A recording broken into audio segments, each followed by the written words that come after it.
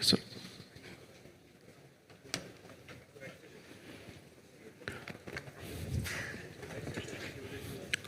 Jazakallah.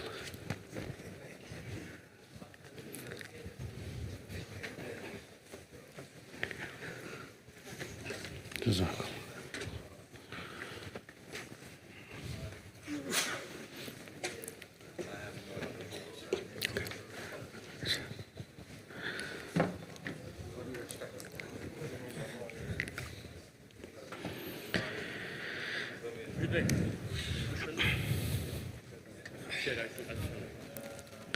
It's for the camera.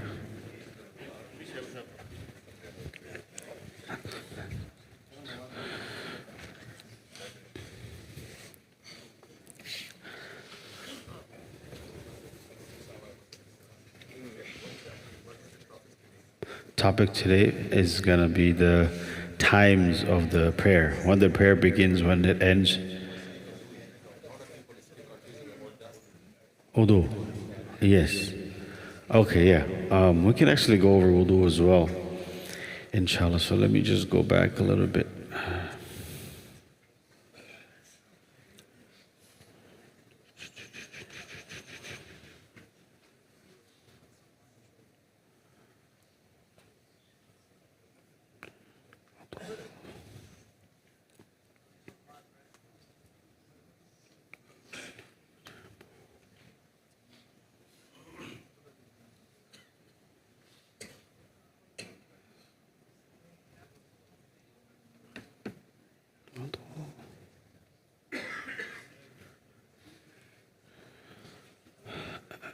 Okay, inshallah. Bismillah ar-Rahman ar-Rahim. Nasta'in wa sallallahu sallam ala nabiyil kareem wa ala alihi wa ashabihi ajma'in. Our topic for today was the timing of the prayers, but because we missed a very important part of this series, which is wudu and ablution, we'll quickly go over it for everyone, inshallah. So ablution, wudu. The obligatory integrals or the fara'id of wudu are 4. We probably learned this when we were like 5-year-olds when we went to the maktab, but it's very good to go over the detailed intricacies of it, from where to where are the borderlines and the demarcations of the specific limbs and whatnot. Because if you miss a little bit of it, wudu is technically not valid. Allah is Ghafoor Rahim, but you're also responsible. You're a mukallaf. Allah gave that responsibility to you. So what are those 4 things that no compromise can be made? Firstly, washing the face. Washing the face, we all know that. But perhaps we got used to just splashing the water on the face and that's it. That's not going to count. Whose lengthwise demarcation is from the top of the forehead to the bottom of the chin for someone without a thick beard. So what is lengthwise? From where to where do we wash the face? From top of the forehead, or the beginning of the normal hairline. If someone doesn't have hairline, then you estimate where your forehead ends. So it begins from there until the bottom of the chin for someone without a thick beard. Right? Someone who has light beard, you count all the way from below your chin. If you do have a beard, then bottom of the beard, you go more down. So your face gets extended, basically, if you have a big beard. Or from the thick bottom of the beard that lies on the face as opposed to the hair that hangs below the chin. So it goes all the way to the bottom of the beard for the one with the thick beard. It's demarcation in width, so that was the length. Now in width is from one earlobe to the other, even for someone without a beard. Earlobe to earlobe, not just the face, right? Or up to the beard line, but earlobe. That means this gap in between counts. So earlobe to earlobe. So you have to be careful when you wash the face that we go all around the border and cover all of it. So that's the first one. Second one, washing the 2 arms up to and including the elbows. Washing the 2 arms up to and including the elbows. Very important that we wash the entirety of the elbow, right? This is a very common mistake that we are all probably guilty of, that we rush and we forget something by the elbows. And the elbows are included. We talked about this last time. Allah says in the Quran, by the way, when it comes to salah, for example, Allah doesn't detail out every step of the salah. Stand up, do takbir, then go to ruku', then sajda. No step-by-step guidance. Or matter of fact, anything like that in the Quran is not so detailed, but except for wudu. Allah details it out for you in Surah Al-Ma'idah. إِذَا قُمْتُمْ إِلَى الصَّلَاةِ When you stand up for salah, meaning when you intend to do salah, فَاغْسِلُوا وُجُوهَكُمْ Wash your face. وَأَيْدِيَكُمْ إِلَى الْمَرَافِقِ And your hands up to your elbows. And we discussed last time why the elbows are included. وَامْسَحُوا بِرُؤُوسِكُمْ And then do masah of your head. وَأَرْجُلَكُمْ إِلَى الْكَعْبَيْنِ And then wash your feet up to the ankles. So that was the first, the second one, the two arms up to the elbows. Third one, wiping a fourth of the head. Wiping a fourth of the head. So this is a simple procedure that we know. Take water and you wipe it, at least 1/4. 1/4 is fard. 1/4 is fard. That is the fard amount. If you do more, it's better. Lastly, washing the 2 feet up to and including the ankles. And the feet is probably the most trickiest because it's the farthest. It's hard to bend down and go through each finger, toes, go through the cracks and do khilal of all of them, and go under as well, and go behind, all the crevices and everything. So it's very important that the feet is washed up to the ankles, all of it in its entirety. When we are rushing, we make this mistake. So these are the 4 fara'id. Number 1, the face. Number 2, both hands up to including the elbows. Third, masa of the head, 1/4 of the head. And lastly, washing the feet up to the ankle. So these are the fara'id. Now, should we suffice only to the fara'id? That every time I go do wudu, just a fara'id and khalas? That is not the norm. That can be the exception for extraordinary circumstances. Like maybe you're on a flight, long flight, and there's no water, there's no space inside. You just quickly do the fard. You slowly do it, but you just do the fara'id and that's it. But that should not be the norm. So these are the fara'id. Amongst the emphasized sunnahs of wudu are the following, which means that this should be our norm. Number 1, intention, niyyah. This is a sunnah according to, by the way, we're doing for focusing and learning Hanafi fiqh. Right? Of course, if there's difference of opinion, we'll discuss what is relevant. But the intention here is sunnah. In other madhab, it's fard. You have to have intention. So how do we know we have intention? Before we start, simple thing to do, say Bismillah, and you know you're doing wudu. Basically, you have to know you're doing wudu. If you don't know, accidentally you made wudu, then you didn't have niyyah. And how can you accidentally make wudu? Yes, when you do ghusl, you end up doing wudu anyways, but maybe you didn't have the niyyah. Or another uncommon example is maybe you fall in the pool or something. Or you're walking and it's raining and you just get soaked. Your wudu technically is done, but you didn't have niyyah. So niyyah is a sunnah. And another importance of niyyah is that in order for a worship to get its reward, you have to have niyyah. If you don't have niyyah, you don't get the reward for it. Anyhow, let's move on. Secondly, using the miswak. Now this is, for some of us, we carry it in our pockets. It's you go to some cultures and some countries, mashallah, that's highly practiced by everyone. Even you see in Haramain when the imams sometimes, right? Even though they're on camera worldwide, everybody's watching, they still sometimes take out the miswak right before salah and they do it. So depending on where you live and whatnot, sometimes it's not accessible, sometimes it is, but it's a highly emphasized sunnah. You should have it and do it before the wudu. Thirdly, mentioning the name of Allah, we talked about it, you start with Bismillah. Fourth, washing the hands up to and including the wrist in the beginning of the wudu. So now the first step, the first practical step is to wash both the hands, including the wrist in the beginning of the wudu. What's the wisdom behind this? Because you're going to use both of these hands to wash the rest of the limbs, everything else. So it's important you wash this very thoroughly, especially when you wake up in the morning, right? You don't know where your hands have been. So that is the next sunnah. The following sunnah is maintaining the correct order of limbs. Correct order should be maintained. Again, according to other madhab, it's fard. You have to have that order. But Hanafi fiqh, it's sunnah to have the order. Meaning you start with the face, then the hands, then masa, and the feet. You can't start from the feet. Right? That's against the sunnah. If it happens accidentally, it's okay. Moving on, continuity. Meaning you don't do half of it and then you get on a call and then half an hour you're talking and then you come back and do the rest. It's against the sunnah. Washing those limbs that are washed 3 complete times. So washing the limbs 3 times is sunnah as well. Rinse the entire mouth 3 times, sunnah. Rinsing the soft part of the nose, 3 times. Running one's wet fingers through the beard, khilal of the beard is sunnah. Running one's wet fingers in between the fingers and toes, khilal of the fingers and toes. Wiping the entire head once and the ears with the same water. So here, wiping the entire head is what? Sunnah, but 1/4 is fard. Rubbing the limbs when washing them. So when you're washing them, you rub them, right? Rub them, that is part of the sunnah as well. Opposed to just passing your limb by the faucet and like just getting it done.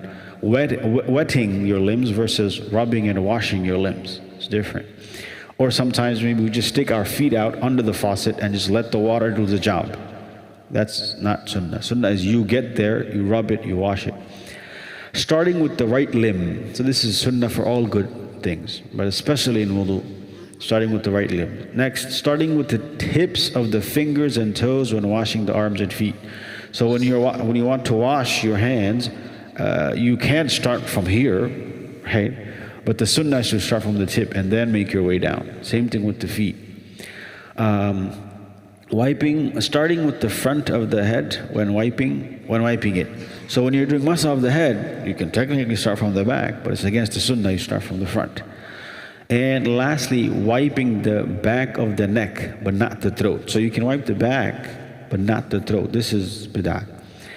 Okay, so these were the sunnah. There's 17 sunnah, 4 faraid. Now some etiquette, some adab, some things you should keep in mind while doing the wudu. Number 1, facing the qibla if you can. If you're situated in a place, you're facing the qibla, then do it. If you have a bucket or something, you can voluntarily face the qibla and you get reward for it. That's etiquette. Avoiding the water used in wudu. So, mal musta'mal, use water, you don't want to have it splash back in your body. So avoid it, it's etiquette. Avoid used water from getting in your body or your clothes. Third, making supplication with those words that have been narrated in page 185. There's some du'as that in the end, of course, in the end you're supposed to say the shahada, but there's some other du'as that we can look over as well.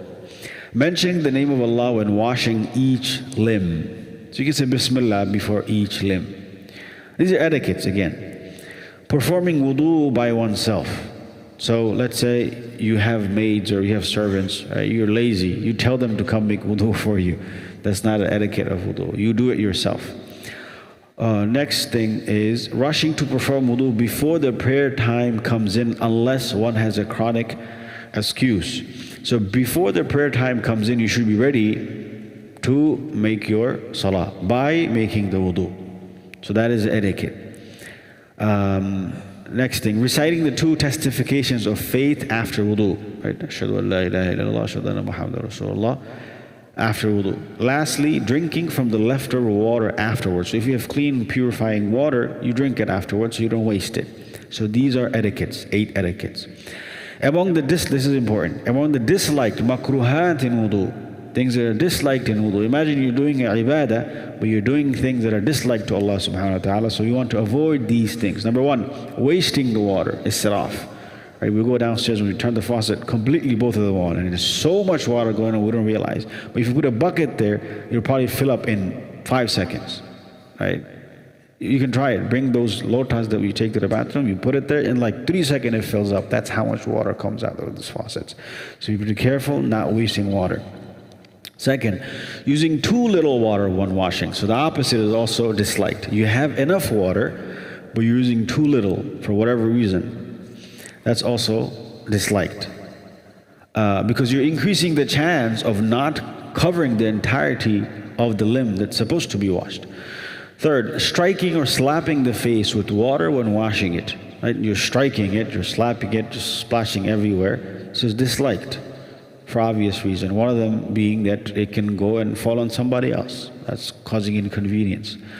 Next, speaking during wudu other than making supplication. So while making the wudu, you should have tawajjuh, concentration, that is ibadah, you're doing it for Allah, and avoid conversation, especially worldly conversations, right? You're making wudu and you're checking CNN and you're discussing. That shouldn't be the case.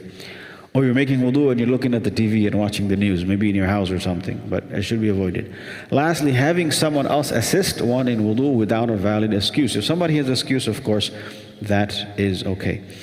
The legal reason for performing wudu is the desire to do that which is not permissible except in a state of wudu, such as the ritual prayer or touching a copy of the Quran.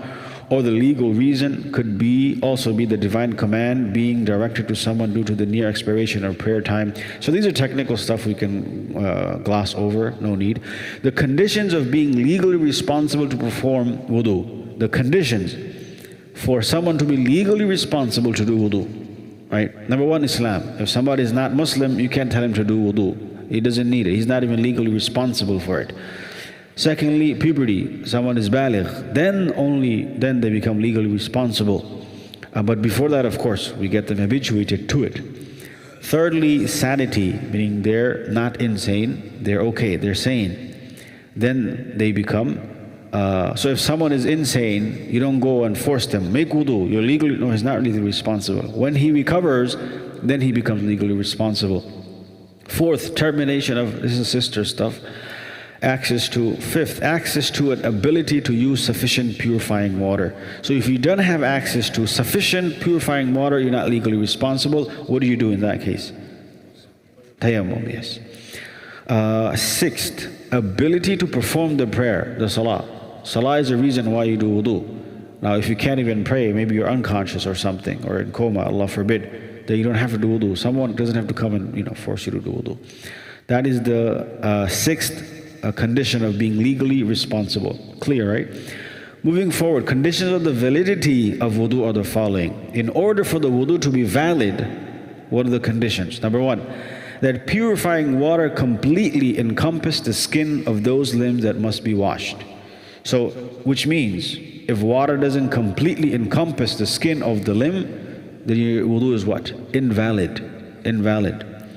Secondly, the removal of anything that blocks water from reaching the surface of the skin. So if you have paint, the water doesn't go through, and you don't know or something, and water didn't get through, your wudu is invalid. So anything that comes in between the water and the limb has to be removed. Third, the ending of any state that contradicts it, wudu while washing, while performing wudu, such as the appearance of urine at the tip. So basically, if you break your wudu in between making wudu, you got to start over. Right? You got to start over. Its legal hukum ruling is the permissibility of that which was impermissible. Okay, when does it become fard to make wudu? When is it fard to make wudu? Number one, the ritual prayer. To make salah, it's fard to do wudu. You can't make an excuse. Second, the prostration of recital, sajdatul tilawa. If you want to do sajdatul tilawa, it's fard to do, to be in wudu. You can't do it without it. And lastly, touching a verse of the Quran. Touching a verse of the Quran, you need wudu, it's fard. And we talked about the gadgets and cell phones and whatnot, touchscreen. You don't have to have wudu for that. You don't have to have. That's the ruling of the Assembly of the Muslim Jurists of America. So that's when it's fard. Now what is it wajib? And by the way, wajib, it's not found in other madhab, only the Hanafi madhab. You have something called wajib, which is like almost fard, but there's not sufficient enough proof to make it fard. At the same time, it's not only sunnah, it's beyond that. So when is it wajib to have wudu? When you're making tawaf. If you want to do tawaf, it's wajib to be in wudu. Touching a book of tafsir, you have to have wudu. Okay, inshallah. Now moving forward, when is it recommended to have wudu? Right? So we did a fard, we did a wajib. Now when is it recommended to have wudu? Before touching a book of fiqh. So students of fiqh, maybe they sit down for long hours, and it's better you do wudu in the beginning, because you may come across verses of the Quran in the book anyways, so it's better to do that. And some teachers were very strict, or, in madaris, that did you wudu, go back, do wudu and come back and sit, right? So anyhow, moving forward, what else is it recommended? To renew one's wudu for another prayer. So you made wudu for one prayer, that prayer came to an end. Now it's recommended, mandu, mustahab, you can go and make another wudu, refresh your wudu. Thirdly, to avoid disagreement of scholars of other schools of thought, such as after having touched a woman. So this is a very important one. And so what it is, so let's say two schools of thought have disagreements. When wudu breaks, when wudu doesn't break. So, for example, the Shafi'i madhab, if blood comes out, your wudu doesn't break, right? And Hanafi madhab, if blood drips, it does break, right? So now let's say you subscribe to the Hanafi madhab, and or let's say, sorry, the other way around, you subscribe to the Shafi'i madhab and you bleed, right? You're a Shafi, you don't have to make wudu. But what's better to do? What's recommended here? Better to do it, to avoid the disagreement of the scholars, right? And this is a very important principle in other masail as well. Just avoid the disagreement, right? The Prophet ﷺ said, leave that which puts you into doubt and go to that which doesn't put you into doubt. Simple. All right. Before sleeping is mandub, recommended to do wudu. Why? Because if you pass away, inshallah, you pass away in a good state. Right? And sleeping is the sister of death anyways. Before sleeping, after waking up from sleep, right? Because it will force you to be in the remembrance of Allah. Go for Fajr, right? Pray Tahajjud, whatever it is. Next, after any and every sin, right? Allah Azza wa Jal says, "Innal hasanat yudhibna sayyiat." Good deeds remove bad deeds, or follow up bad deeds with good deeds. So if you mistakenly, inadvertently make a sin, then make wudu. Remember Allah, right? It's not that let me go make a sin and then I'll do wudu after. That shouldn't be the case. Lastly, after laughing out loud outside of the prayer, outside of prayer you laugh out loud, giggle so loudly, it's better that you do your wudu again. If you laugh out loud inside salah, then your wudu breaks according to Hanafi fiqh. Wudu is nullified. When does wudu break? By one of the following things. Number one, anything that exits from the two openings. Anything that exits, that excreted, that comes out of the two openings. Simple, right? Filth that flows from other than the two openings, such as blood. So if it comes out from the two openings, it doesn't have to flow. As long as it comes out, wudu breaks. But other than the two openings, if it comes out and it flows, then wudu breaks. Like pus, blood, these things. Next, vomiting a mouthful or more. A mouthful or more will break your wudu. But if it's less than that, it's not going to break your wudu. Sleeping in a position such that the buttocks are not firmly planted onto the ground, such as while lying down or leaning on one's side. So what kind of sleep would constitute the breaking of wudu? What kind of sleep? Right? So if you're just sitting down and you doze off for a little bit, will that break your wudu? Right? So what kind of sleeping will break your wudu? So the simple thing to remember is that if you're leaning on something, and hypothetically if you were to remove that thing that you're leaning on, hypothetically you would fall over, right? If you remove that thing that you're leaning on, then your wudu breaks. But if you're not leaning on anything, let's say you're standing up and you doze off for a little bit, that's not going to break your wudu. But if you're leaning on something, why is it that when you lean on something? Because you loosen up your muscles, right? And you don't know while you were sleeping, while your muscles were loosened, if you did anything that would break your wudu. Okay, loss of consciousness, if somebody becomes unconscious, then wudu breaks. Insanity, if somebody is going through episodes of insanity, back and forth, wudu would break. Drunkenness, 8, laughing out loud by an adult while performing the prayer. So this is laughing out loud inside salah by an adult, it would break the wudu. And of course, it would break the salah as well. And lastly, contact between the genitals of the husband and wife. So these are the things that break the wudu. So this is everything about the wudu. What's fard, what's sunnah, what's the etiquette, what's disliked, what breaks it. When is it fard to do wudu? When is it wajib? When is it mandu? Right? So any questions here so far? This is everything about wudu. Can the sisters keep the nail polish? So I don't know too much detail about the nail polish, but there might be ones that it's water goes through or something. But if water doesn't go through, whatever it is, whether it's nail polish or something else, then it's not going to work. Yeah.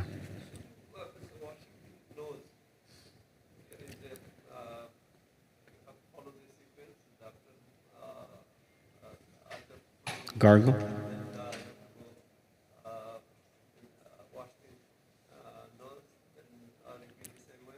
Yeah, so you gargle 3 times and then the nose up to the soft bone 3 times.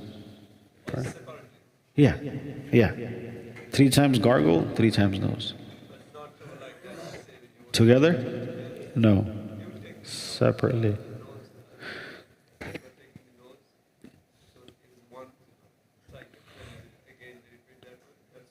Yes, each time you put water, that's 1.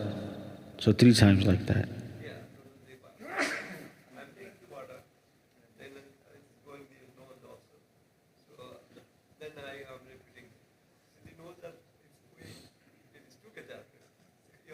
What do you mean, like both nostrils?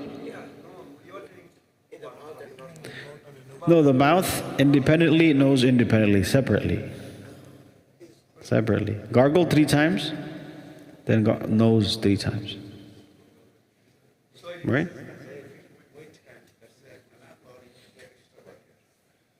Both hands.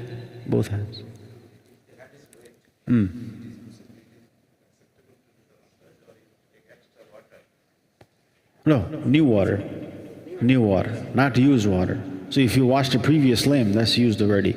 New water, unused, purifying water. Was your question answered, Uncle?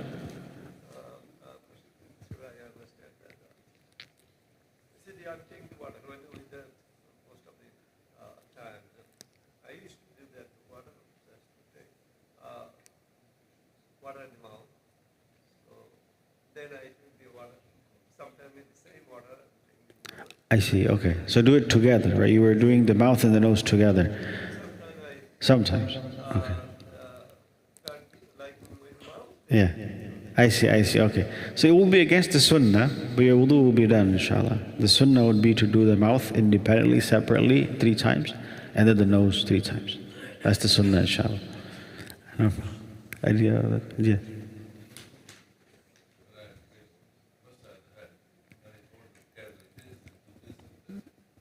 Yeah, nothing wrong with that. Yeah. But the best practice would be to take the hat and grab it with your mouth like this, and then go over. Yeah. Hat?